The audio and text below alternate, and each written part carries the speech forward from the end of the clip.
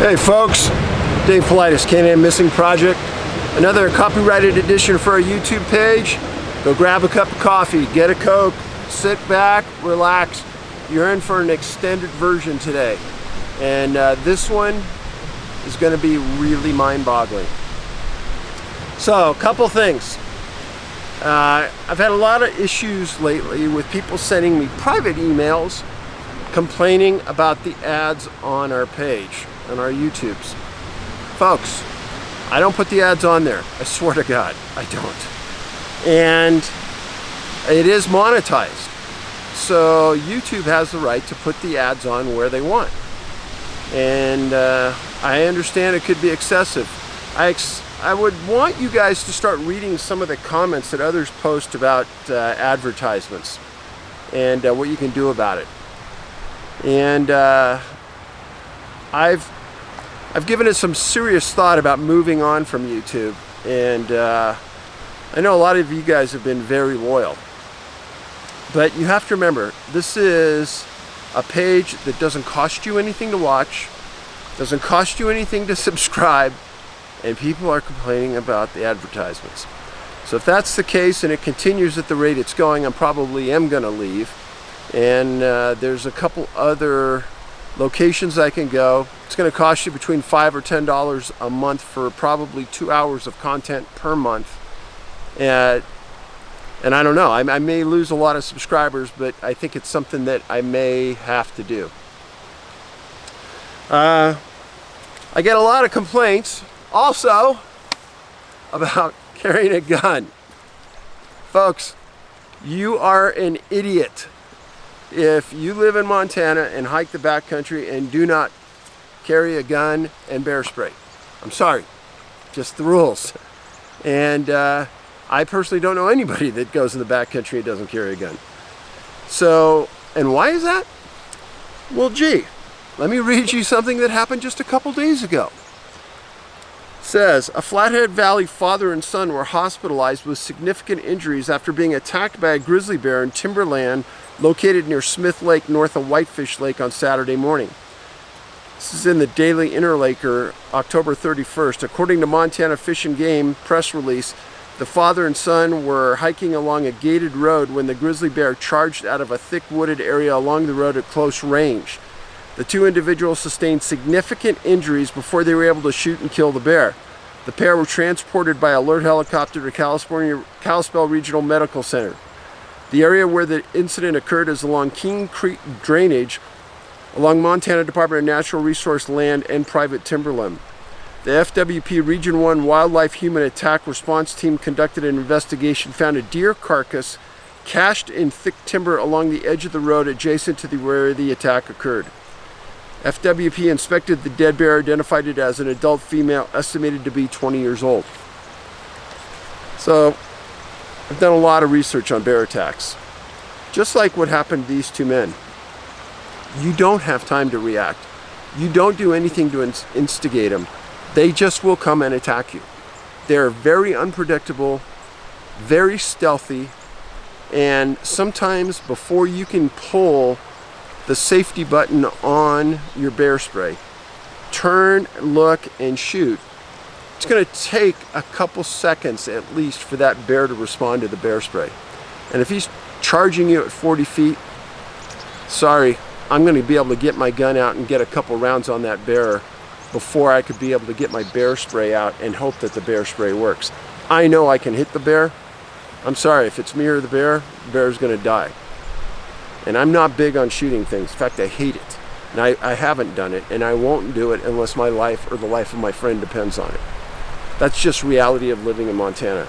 There's a lot more bears than there were years ago, and they still haven't opened up hunting on grizzly bear.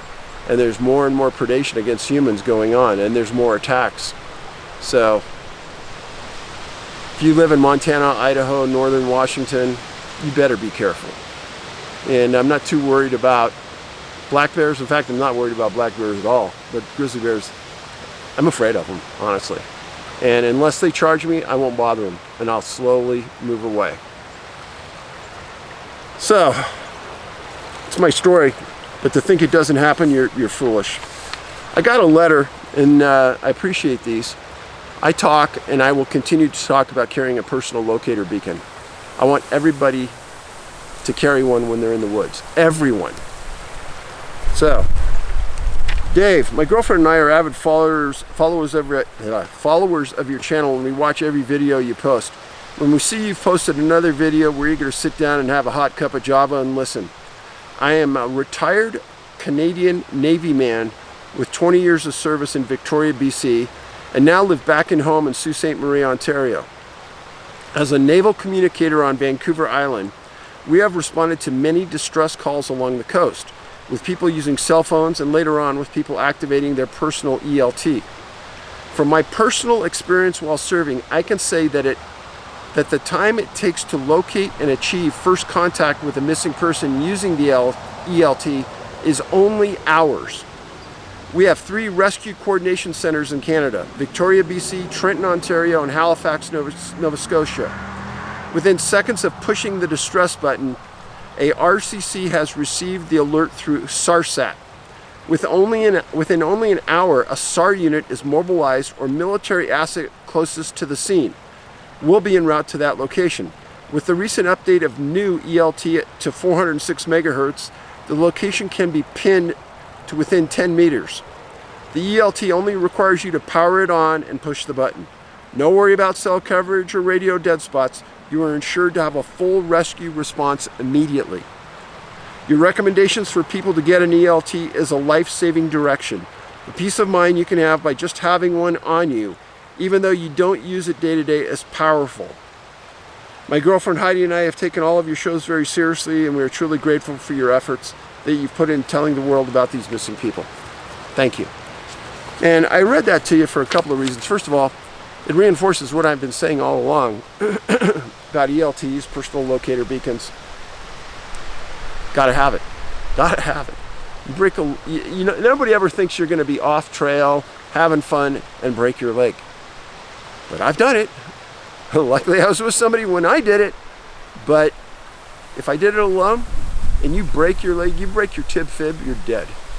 Because chances are no one's going to find you, and I guarantee you're not walking out, and you're not going to crawl far. Because the pain is excruciating. So, now this video, what it's going to be about, it's going to be about one county in Idaho, Idaho County. And it's a county I've looked at for a long time because it bothers me. And now it's going to rest on your shoulders. A little bit about it. It's the largest county in the state of Idaho, the largest at 8,500 plus square miles. Now, when I was a policeman in San Jose, it was 145 square miles. And there were times when I was on the SWAT team where we had to drive across the city, code 3, like 90 miles an hour. And it took forever. So imagining that you have an area to cover at 8,500 plus square miles and you're a deputy trying to get across that, take you forever. Now, as an example, the state of New Hampshire has just about 8,900 square miles. So this county in Idaho is so big, it's almost like the state of New Hampshire. And it covers a lot of the state of Idaho.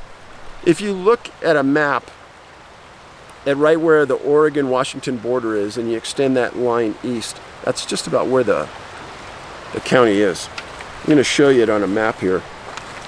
So there's an Idaho, that's Idaho, and then the gray, Montana on the right, and that's Idaho County. Huge county. County seat is Grangeville, and Grangeville is just a little tiny city, but of 3,100 population. But the county itself has 16,500 people. The entire state of New Hampshire has 1.4 million. So this whole county is just a small fraction of what New Hampshire has.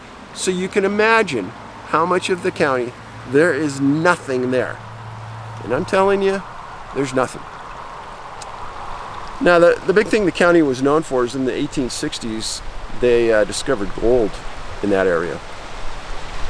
Very famous area for elk hunting. And as I've told you before, elk hunters disappear more than any other type of hunter. which is suspicious to me. So let's get right into it and what I'm going to talk to you about. When I start tracking missing people, I just basically go into a state and I try to find anyone anywhere and then back it up and then map it.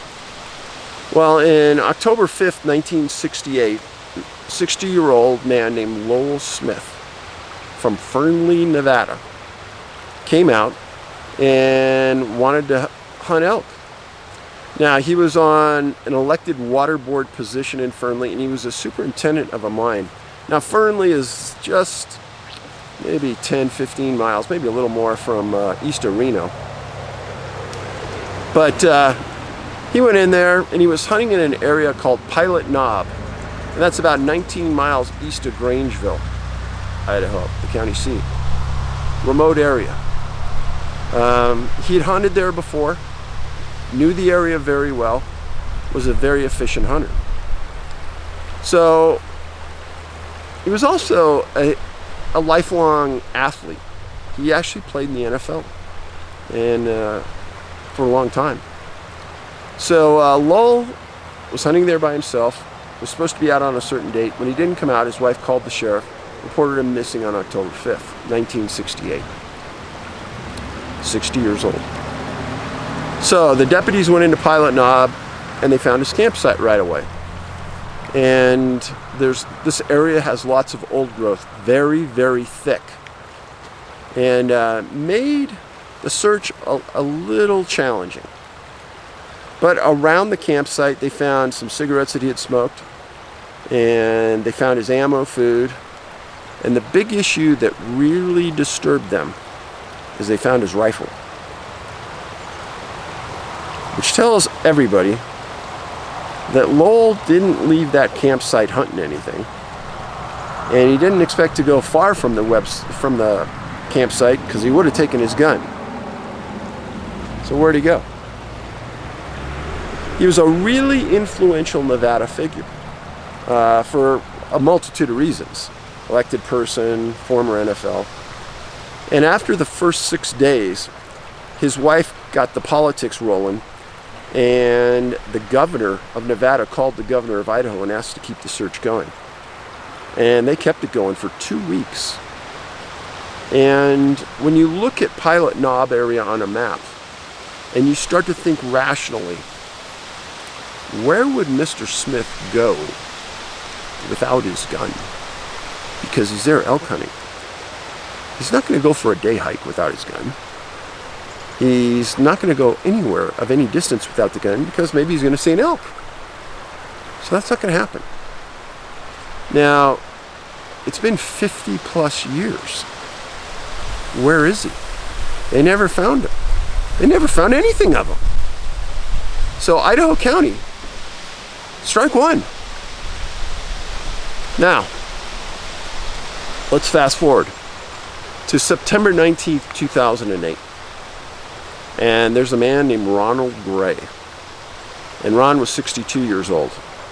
And when I wrote this story, I felt like I knew him. Spent a lifetime in law enforcement. And before that, he was in the U.S. Marine Combat Division. And he fought a big fight in the jungle one time. A lot of his guys died. He even got busted up bad. Came back as a survivor. He joined the North Brookfield, Massachusetts. He lived in North Brookfield, Mass. And then he joined the local Metropolitan Police Department where he was a canine handler. And later he joined the Massachusetts State Police where he became a major. And he loved to hunt. And he went to Idaho many times to hunt. And in September 19th, 2008, he was in Idaho hunting alone. And he was working with an outfitter.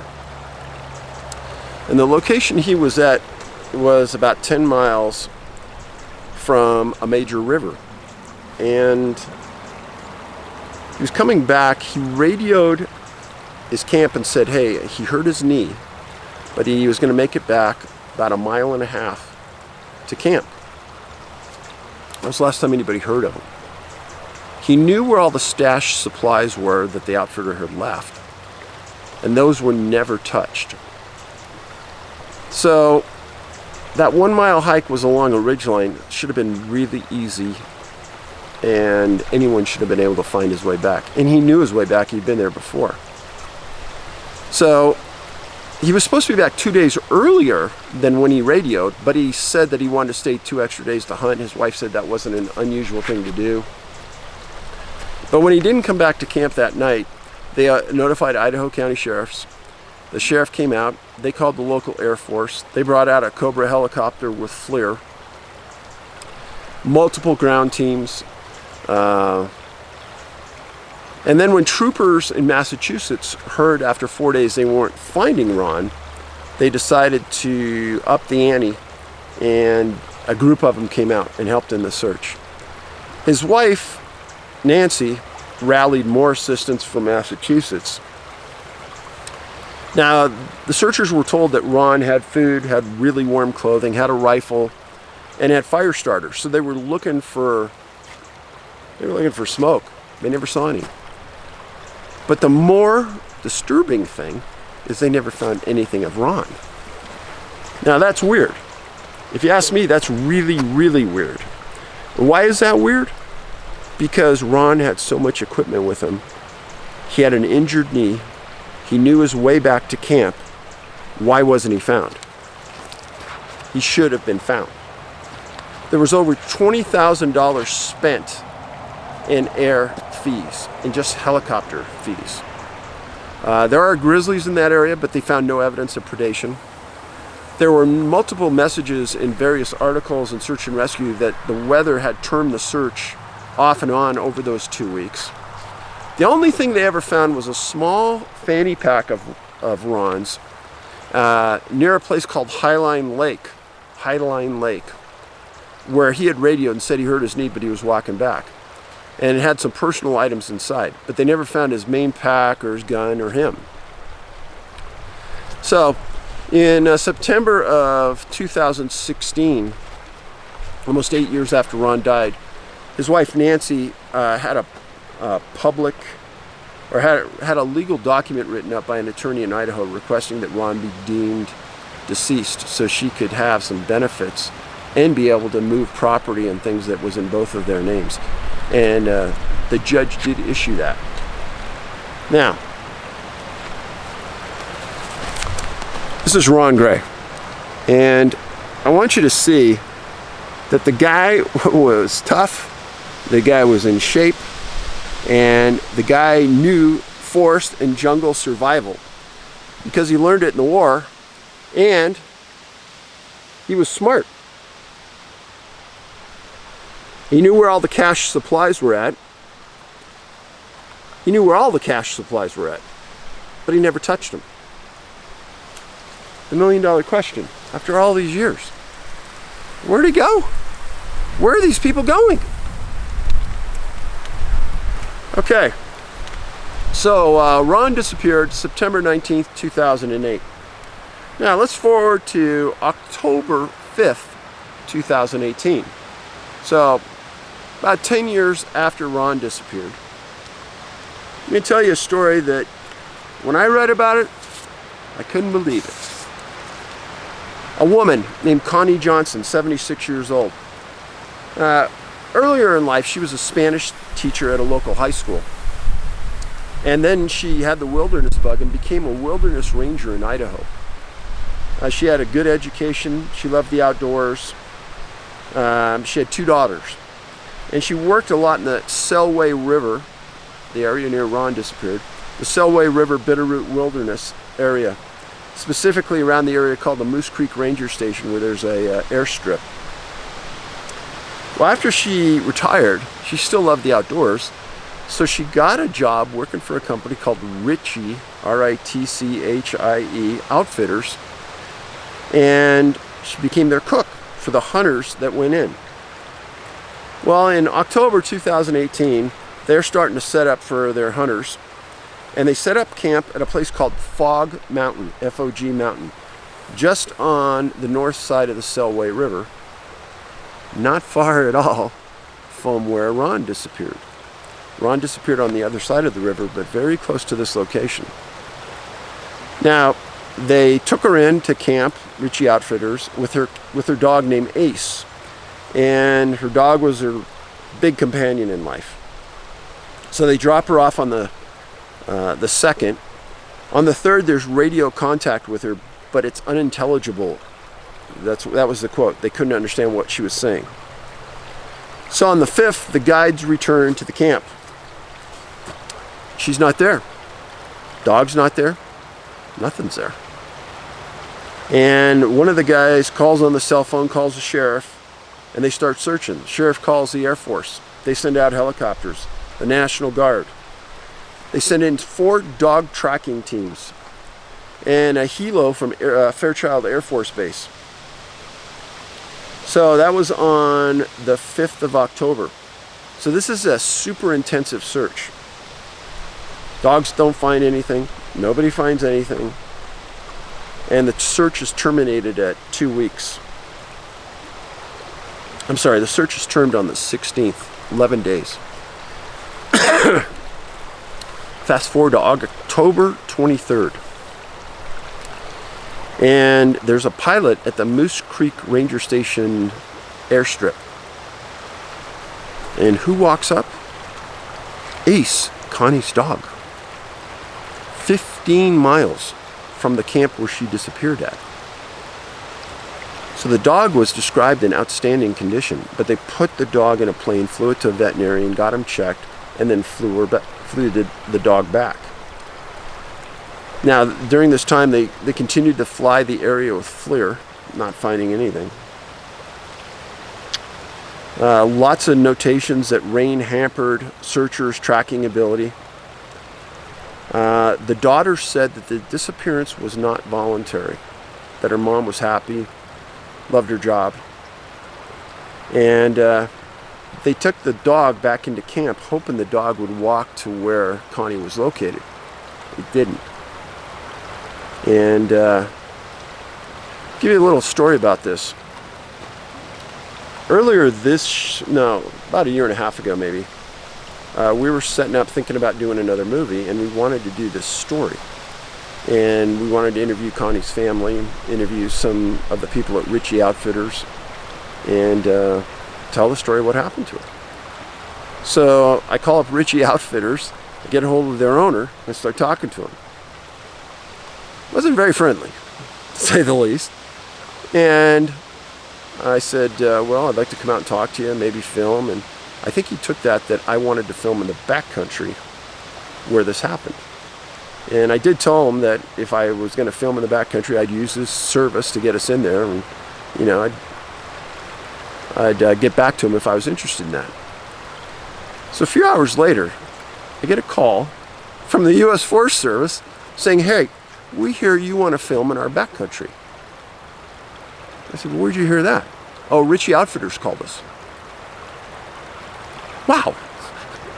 No, I don't want to film in your backcountry. If I was thinking about it, I would apply. And they said, well, we just want to tell you, you wouldn't get a wilderness permit to film there. So you can't film there. I said, now you have me interested. Why are you denying it when I haven't even applied? They said, well, you could go ahead and apply, but you're not going to get it. I said, why is that? And they said, well, because we wouldn't allow filming on a missing persons case in the backcountry. It'd be against the rules. Folks, this goes right back to the National Park Service controlling what you're going to hear, controlling what you're going to see, controlling the message. It really got me mad. A couple of reasons. First of all, Ritchie Outfitters calling the U.S. Forest Service and trying to get me in trouble with them when I haven't even gone there, and I haven't even committed to it. I was trying to be nice because I wanted to put them in a good light for all the efforts they made trying to find Connie. I don't get it. But no, I don't go into wilderness areas and film unless I did have a permit. Enough of my rant about Ritchie Outfitters. Now, let's talk about Connie again, October 5th, 2018. But the other part of the story that needs to be told is what else happened on October 5th, 2018. A man named Terence Wood, 29 years old. He was a film guy. Graduated, lived in London after his graduation. He worked for The Voice in London, had a good run with them, and then he went to work for Raw TV as a subcontractor. And he worked on a 10-member crew about a show that many of you might know about called Gold Rush. And the segment that they were filming was south of Oro Grande, Idaho. The wind is getting a little brutal here. Oro Grande, Idaho. And this 10-member crew, whoa, the wind almost blew down my my tripod. Wait, okay, we're back at it. So he was a PA, and a PA is like an assistant for a film crew. And they do all kinds of jobs, but it's kind of a gopher job. And I've been with a lot of PAs. They're great people. I love them, and I feel sorry that something happened to Terence. But the crew made a home base in Elk City. Elk City is a small place, not far from where they were at. On that morning, he texted his dad and said that he was going to be returning a little bit earlier than expected. But the crew said that they really enjoyed him. He was doing good work. And they're at a place filming at a location called the Penman, P-E-N-M-A-N mine. And you can look it up on Google Maps. But before I go too far, I forgot to show you this. Picture of Connie and Ace. Connie disappeared on the same day as Terence. 40 miles apart, folks. Connie and Ace. So the show was Dave Turin's Gold Rush, the Penman mine. They were looking for a gold mine to work. And in the early afternoon, in front of several other people, one of the drivers for the crew and one of the guides, Terence was standing there. All of a sudden, he drops his radio, his walkie-talkie, runs almost straight down a hillside, as fast as you could ever believe, witnesses said, and he was gone. Folks, it's the middle of nowhere. Terence ran like a madman into the woods and never came back. Now, his parents were questioned and asked if Terence ever had mental health issues. Never did. Had any medical issues? Never did. The Voice came back and said that he was a stellar employee, and everything from the crew said that there were no issues. So, he was last seen about 5:30 p.m. Crew searched for him, and then they called the Idaho County Sheriff. So now Idaho County has two big searches going on simultaneously. And they're a small county. They can't have more than 16 to 20 deputies in that entire county, and they could easily be all wrapped up on one search, let alone two searches. So Terence had been with the crew for 6 days. He knew some of the people from prior shoots. And everyone in the crew was mystified why he turned and ran. There was no issue. There was nothing scary. Two private investigators were hired by Terence's family. They found nothing. And they could find no reasons about why it happened. There are many disappearances in Idaho. Many. It's one of those states that completely befuddles me. Now, that is Terence. Good-looking kid, smart, got along with people, no mental health issues. What in the heck happened? What in the heck happened? Now, there just happened to be witnesses on this incident. But what happens if you're in the woods hiking by yourself or hunting by yourself, and this same feeling got into you that got into Terence? We'd never know what happened. We'd never even find you, as is the case on many of these. So is there something that happened with Terence that's an indicator about what's happening with the rest of these people? It's $1 million question. His parents were really distraught, and they were looking for answers, and they don't have any. Now, I'm going to show you a map. Pay attention. So, on this map, Connie Johnson disappeared on the north side of the Selway River. Ron Gray disappeared on the other side about 6 miles away. Ace was found on Moose Creek at the aircraft landing zone 15 miles away. Lowell Smith disappeared about 20 miles from Connie, kind of to the southwest. And Terence disappeared 40 miles away, southwest of Connie. So those are the locations of where all this has happened. Now folks, October 5th, 2018. Do we remember now who I told you disappeared on that date? Lowell Smith disappeared on that date. Terence Wood disappeared on that date. Connie Johnson disappeared on that date. 50 years difference between these. 50 years, but it's all on the same date. What are the odds, friends?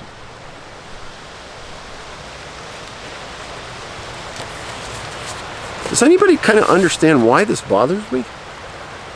I mean, I get people write me wacko stuff. Well, Dave, there's nothing real mysterious about this, and, you know, people just disappear in the woods. Hey, sorry, folks. 99% of everybody who disappears is eventually found.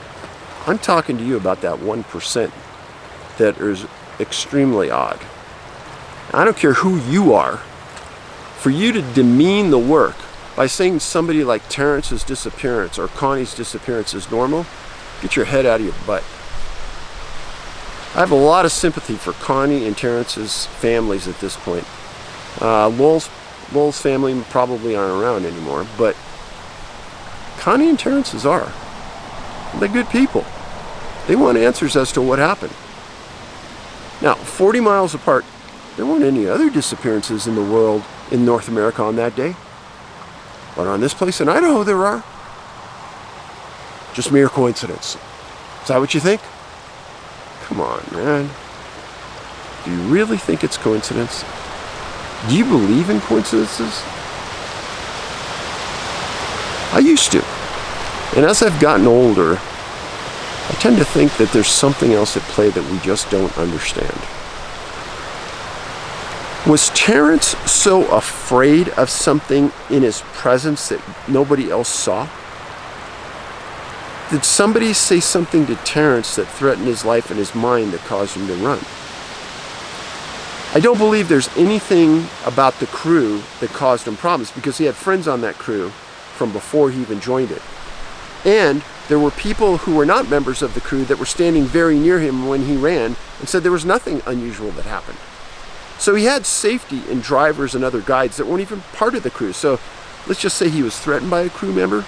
Well, he had people right there that he could have went back to camp with, went back to the hotel with, and they would have taken care of him. But that didn't happen. Now, I made this up for you because I really want you to understand. Let's look at this. Idaho County. Lowell Smith disappears October 5th, 68. Ron Gray, September 19th, 2008.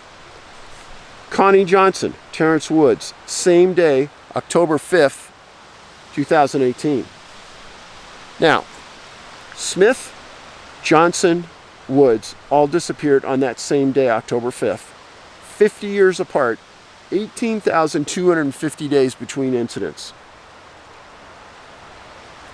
All coincidence? Is it a coincidence that Ron Gray disappeared just 6 miles away from Connie? Or is there something about that area? The Selway River that separated Ron from Connie, it's a big river. Well, what is it about that? Remember I've said water, weather, these kind of things all come into play. I want to read you something about Connie. Here it is. It says, in an oral history Connie Johnson recorded for the Selway Bitterroot Foundation a few years ago, she had this to say about her experience in the backcountry after relocating from Iowa years ago. This is a quote from Connie. I don't remember really being afraid of anything. I'm a spiritual and faithful person, and I kind of gave over my life to know, there's God taking care of me. And I know that, but I learned to. And I don't remember being fearful. There were lightning storms, there were creek crossings, there were lots of challenging things physically. But I'm naturally an impatient person, and this taught me, since I was by myself, to be very careful about where I put my feet. You know, Connie, if you get hurt here, there's no way anyone's going to help you. You're on your own. So it taught me to plan ahead about how I negotiate this or that, or how I would take care of myself, you know. It's pretty overpowering feeling to look up into those hills, and especially being a flatlander like I was. I am still in awe of the power of those mountains and the power of the weather and the creeks and just the sheer hugeness of it and the fact we're not in control of anything. That was in the Spokesman Review, October 27th, 2018. First time I read that, Connie's words made me shiver. She talked about the power of the mountains, the power of the weather. And we're not in control of anything. I really tend to think that might be true in a majority of what we encounter in the wilderness. I don't know how I can better state what I know about these disappearances than what I've laid out for you in the last several videos. I would really appreciate it if everyone in the world had a chance to understand what is truly happening.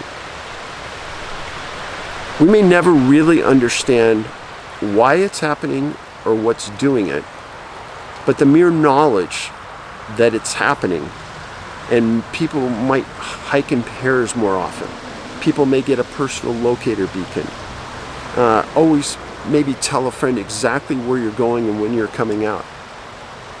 Ron Gray did that. Lowell Smith did that. Connie Johnson did that. Yet they weren't found. And that is weird. They should have found Lowell. They should have found Ron. They knew exactly where he was at those Highline Lakes. But he wasn't found. None of them were found. Folks, that is not normal. And it bothers me every minute of my day because I think about it. I care about these people. But nobody else seems to at this point. Ron's presumed deceased. Lowell was presumed deceased.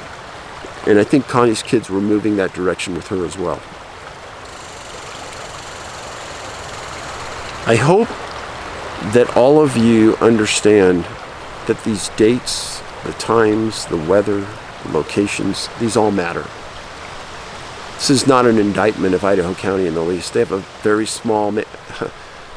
very small sheriff's department with one of the biggest areas in the United States that belongs to them. They're doing the best they can with what they have. I do think that the canines that they brought in did a good job. I don't think anyone was there. So, sometimes I get depressed about this stuff and I think about not just myself, because that'd be selfish, but I think about not just the direct families, but all the friends of everybody that has disappeared. Do those friends really know what happened? I doubt it. Do they truly understand the coincidences? I doubt even the people that I've talked about here know about the other disappearances I've just given to you today, or the proximity all this is to each other, or the date associations. Anyhow, please pass these videos along to others. Post them on your social media, and know that I care about you, and I'm blessed to have you. I am blessed to have you as friends and subscribers. Be safe, and I'll see you next week.